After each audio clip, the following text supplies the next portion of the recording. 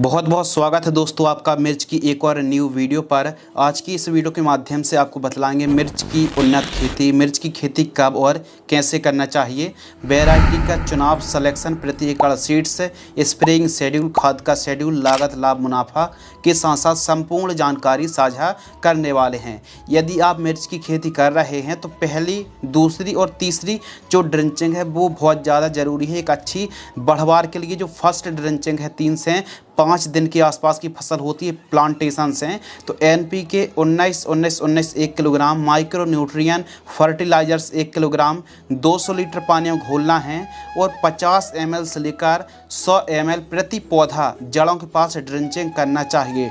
Drenching करने से मिर्च की फसल पर एक अच्छी बढ़वार देखने के लिए मिलती है। डंपिंग ऑफ की समस्या नहीं आती है, रूट रॉट की समस्या नहीं आती है और लगने वाले फंगस से भी काफ़ी अच्छा प्रोटेक्शन के साथ साथ हमारी फसल एक अच्छी बढ़वार लेती है। सेकेंड ड्रिंचिंग 7 से 8 दिन के आसपास की फसल होती है तो कॉपर ऑक्सीक्लोराइड 50% वाली कॉपर ऑक्सीक्लोराइड लेना है 500 ग्राम, NPK 12-61-0 1 किलोग्राम लेना है। 200 लीटर पानी घोल करके आपको ड्रिंचिंग करना चाहिए।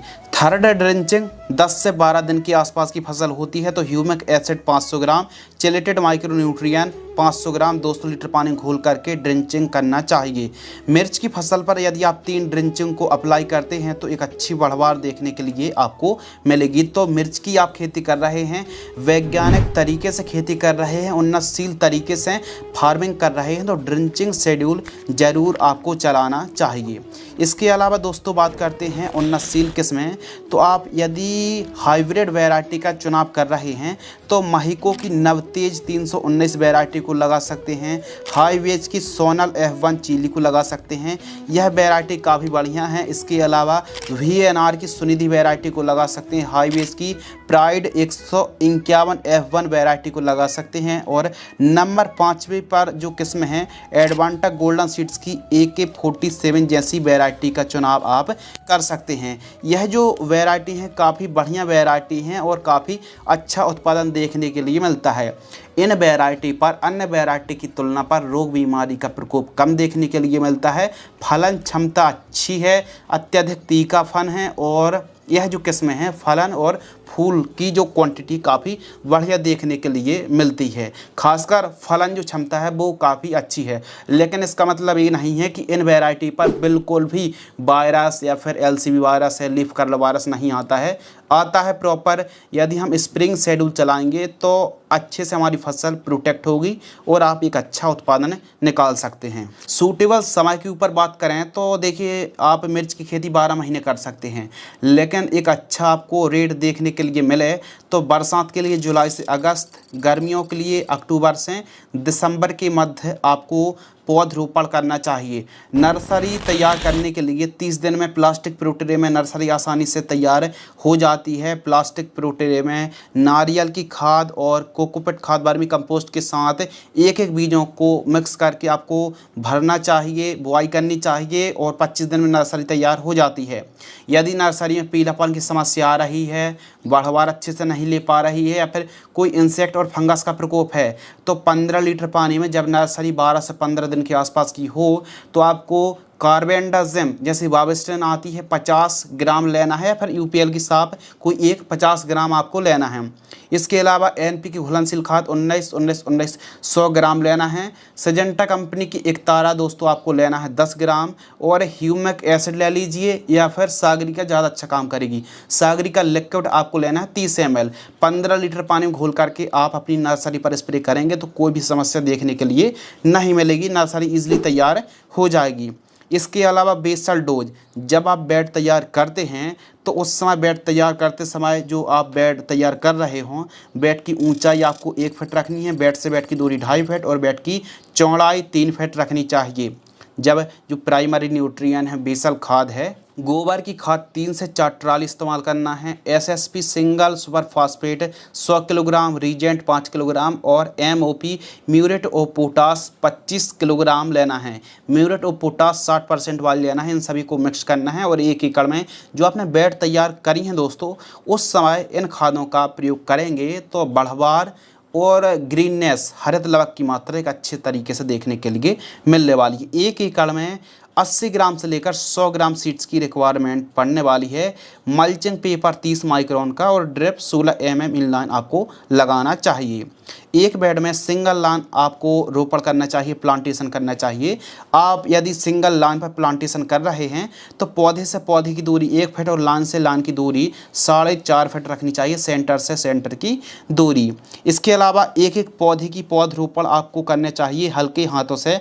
बाकी आप एक बेड पर डबल लाइन जिगजैग प्लांटेशन भी कर सकते हैं। यदि जिगजैग प्लांटेशन कर रहे हैं तो आपको 10-12 हज़ार पौधे की रिक्वायरमेंट पड़ेगी। सिंगल लाइन पर प्लांटेशन कर रहे हैं तो 5000 से लेकर 6000 पौधे की रिक्वायरमेंट पड़ने वाली है। मिर्च की जब भी आप प्लांटेशन कर रहे हैं एक एक पौधे की पौधरोपण करना चाहिए और हल्की सी सिंचाई जरूर कर लीजिए।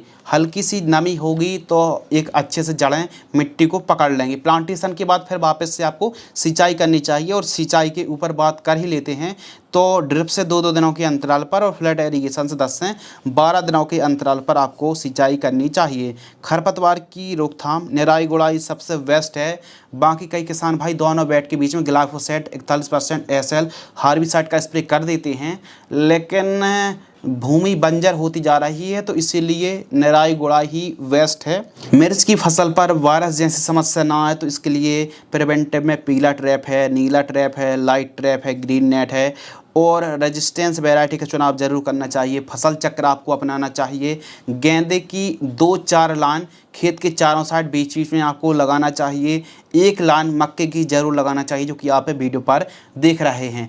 यदि आप गेंदे को लगाते हैं तो स्टिकी ट्रैप की भांति काम करती है। नेमेटोड्स पर भी काफ़ी अच्छा प्रोटेक्शन देखने के लिए मिलता है। तो गेंदे को आपको ज़रूर लगाना, मक्के को आपको ज़रूर लगाना है और मिर्च की बंधाई भी आपको ज़रूर करना चाहिए। मिर्च की आप खेती कर रहे हैं, यदि अच्छे से फलन जब क्षमता होती है, पौधे में ठीक तरीके से मिर्च लगती हैं तो हवा चलने पर पौधा टूट जाता है, तो बंधाई ज़रूर करना चाहिए। बांस के टुकड़ों की आवश्यकता पड़ेगी। 1000 से 1200 बांस के टुकड़ों की आपको रिक्वायरमेंट पड़ने वाली है।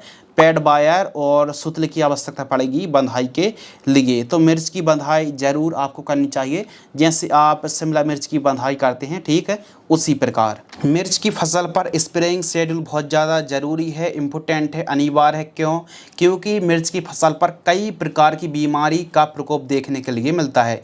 क्योंकि इस फसल को यदि हम स्वस्थ तरीके से रखते हैं तो 8 से 9 महीने बड़े आराम से चल जाती है। तो देखिए कौन कौन सी समस्याएं आती हैं, उनका इलाज उपाय क्या है, यह टॉपिक सबसे ज़्यादा ज़रूरी है इस वीडियो में। तो ध्यान से सुनिए, समझिए और वीडियो को लाइक ज़रूर कर दीजिए। और यदि आपको यह वीडियो पसंद आती है तो सब्सक्राइब भी कर सकते हैं आप YouTube channel the advance agriculture को। मिर्च की फसल पर लगने वाली बीमारी कुछ इस प्रकार हैं। थ्रिप्स का प्रकोप देखने के लिए मिलता है। माइट्स, वाइट फ्लाई एक बहुत ही जिद्दी उड़ने वाला कीट है जो कि नुकसान पहुंचाता है। एफिड्स का प्रकोप देखने के लिए मिलता है। जैसिड्स का प्रकोप देखने के लिए मिलता है। सूखने की समस्या, विल्ट की समस्या दोस्तों आती है।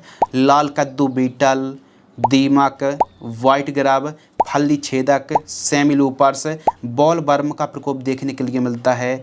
मिली बग, डाईबैक, गलन, एंथ्रेक्नोज, लीफ स्पॉट, सुंडी, ब्लाइट, फ्रूट रॉट के साथ साथ LCV वायरस है, कोकड़ा रोग, बांझपन जैसी समस्याएं आती हैं। तो मिर्च की फसल पर जो कि आप वीडियो पर देख रहे हैं कई प्रकार की समस्याएं हैं। इनका जो उपाय है, इलाज है, यदि हम प्रॉपर स्प्रेइंग शेड्यूल चलाएंगे तो ना तो वायरस आएगा, ना तो थ्रिप्स माइट्स का प्रकोप देखने के लिए मिलेगा। चाहे थ्रिप्स पीली वाली हो या फिर हमारी ब्लैक थ्रिप्स हो, एकदम कंट्रोल होने वाली है। तो थ्रिप्स माइट्स और साथ साथ लगने वाली anthracnose fungus, powder mildew, downy mildew के साथ साथ सभी फंगस को आप कंट्रोल करने के लिए कृपया ध्यान से सुनिए स्प्रेइंग शेड्यूल। और जो स्प्रेइंग शेड्यूल है वो 15 लीटर की दर से बतलाएंगे। जो भी आप स्प्रे कर रहे हैं सिलिकॉन चिप को मिलाकर ही आपको स्प्रे करना चाहिए। फर्स्ट स्प्रे ट्रांसप्लांट से हमारी फसल 15 से 18 दिन के आसपास की होती है। नीम ऑयल 40 ml, एसिटाइमप्रिड 20% SP 10 ग्राम 15 लीटर पानी घोल करके स्प्रे करना चाहिए। सेकंड स्प्रे 25 से 26 दिन की फसल होती है तो सिजेंटा कंपनी की इक्तारा 10 ग्राम, कार्बेंडाजिम 50% WP 50 ग्राम 15 लीटर पानी घोल करके स्प्रे करना चाहिए। इस हिसाब से आपको स्प्रेइंग शेड्यूल चलाना चाहिए, जो कि वीडियो पर देख रहे हैं। थर्ड स्प्रे 30 से 35 दिन, फोर्थ स्प्रे 40 से 45 दिन, पांचवा स्प्रे 55 से 60 दिन, छठवा स्प्रे 70 से 75 दिन की फसल होती है और सातवां जो स्प्रे है 85 से 90 दिन के आसपास की फसल होती है। आठवां स्प्रे, नौवां, 10वां, 11वां, 12वां स्प्रे पर ट्रांसप्लांट से 180 से 190 दिन के आसपास की फसल होती है। तो रोगौर इंसेक्टिसाइड 30 ml, जिसमें डाइमेथोएट की मात्रा होती है 30 ml लेना है। एमामेक्टिन बेंजोएट 5% SG आपको लेना है 10 ग्राम।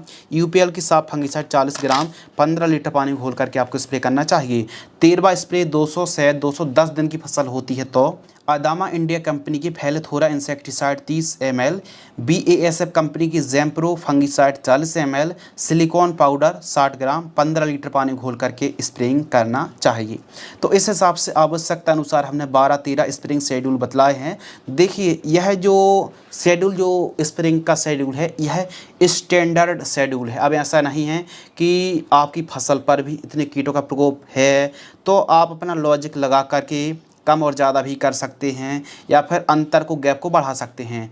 तो ज़रूरी नहीं कि सभी कीटों का प्रकोप हो। कीटों के हिसाब से आप ऑब्जर्वेशन करें, उस हिसाब से कीटनाशक का स्प्रे करें। अब कीटों की पहचान करने में आपको समस्या आ रही है तो हमने एक हाल ही पर कुछ दिन पहले एक वीडियो अपलोड की थी, कीटों का विज्ञान, कीटों की आइडेंटिफाई, कीटों की पहचान कैसे की जाती है। तो उस वीडियो को आप वॉच कर सकते हैं, लिंक डिस्क्रिप्शन में दी गई है।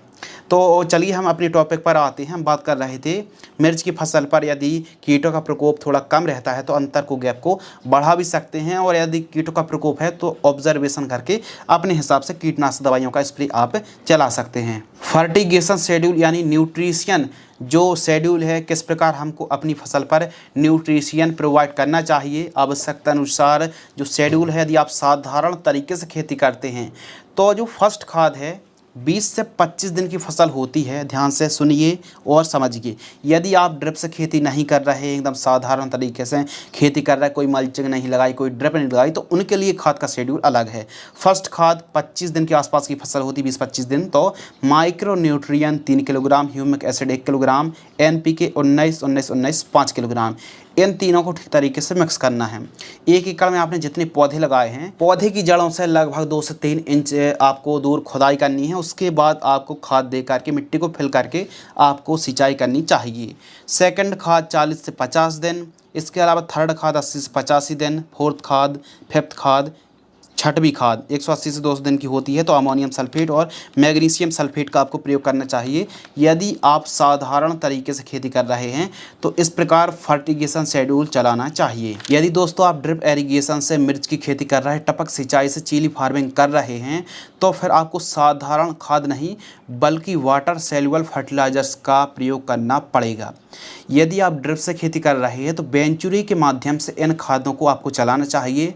आपकी फसल प्लांटेशन के बाद 10 दिन से लेकर 50 दिन के आसपास की होती है, तो इस बीच में 10 दिन से लेकर 50 दिन तक है, इस 50 दिनों में आप इन खादों को चला सकते हैं। एक दिन में एक खाद चलाना है, फिर 3 दिन का अंतर आपको रखना चाहिए। जैसे NPK घुलनशील खाद 19-19-19 से 2 kilogram, NPK 12-61-0 2 kilogram, NPK 17-44-0 2 kilogram, humic acid 500 ग्राम, माइक्रो न्यूट्रिएंट फर्टिलाइजर्स 500 ग्राम। इन खादों को दोस्तों आपको 500 ग्राम जो क्वांटिटी आप वीडियो पर देख रहे हैं, इस प्रकार फर्टिगेशन शेड्यूल चलाना चाहिए 10 दिन से लेकर 50 दिन के बीच में। जो प्राइमरी हमारी खादें होती हैं या फिर प्रथम जो स्टेज की, जो जब वनस्पतिक स्टेज पर हमारी फसल होती तो उस समय इस कॉम्बिनेशन को चलाना चाहिए और एक दिन में एक खाद प्रयोग करना है, फिर 3 दिन का आपको अंतर रखना चाहिए था। First combination. सेकंड कॉम्बिनेशन हमारी फसल 50 दिन से लेकर या फिर 50-55 दिन से लेकर लगभग 80 दिन के आसपास की होती है, तो 4-4 दिनों के अंतराल पर इन खादों का प्रयोग करना चाहिए। जैसे NPK 0-52-34 है, NPK 13-40-13 है, इसके अलावा 12-61 को भी चला सकते हैं, 17-44-0 जैसी खादों को चला सकते हैं। Humic acid, micro nutrient, calcium यदि आप नाइट्रेट का प्रयोग कर रहे हैं तो 2 किलोग्राम, बोरॉन का इस्तेमाल कर रहे हैं तो 500 ग्राम, ह्यूमिक एसिड का प्रयोग कर रहे हैं तो 500 ग्राम एक बार में, और माइक्रो न्यूट्रिएंट का प्रयोग कर रहे हैं तो 500 ग्राम 1 एकड़ में